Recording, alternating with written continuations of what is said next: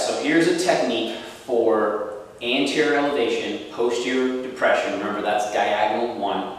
We're using the principle of irradiation to use strength, my shoulders and my trunk, to influence a weakness, my pelvic pattern in the first diagonal, to make a technique up, if you will. So throughout this series, we're going to be reintroducing or reviewing the principles that are being applied to all these techniques, and methodologies, so that you can become your own artist. Okay? So here's an example of a side-lying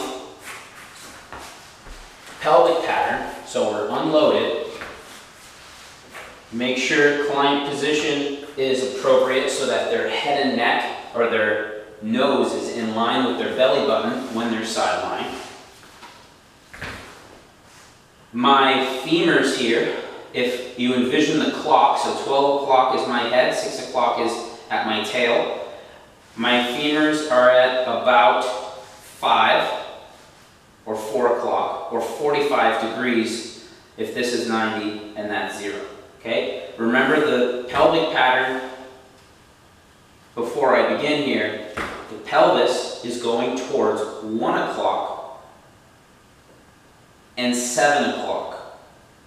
1 o'clock and 7 o'clock. So I am crossing this midline, this frontal plane midline, and this pelvis is going towards this shoulder and then towards my heels.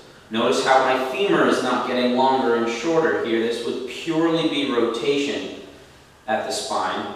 We want flexion, extension, flexion, rotation, side bending, extension, rotation, side bending. Okay? So, let's irradiate, create tension through the band, pack the shoulders into the trunk, and now I'm going to go into anterior elevation, posterior depression, anterior elevation, posterior depression. So this is a 1-1 in the 4x4 matrix. I am using assistance here to create proximal stability for, in this case, distal mobility at the pelvis. Alright guys, give that a try, see how it goes.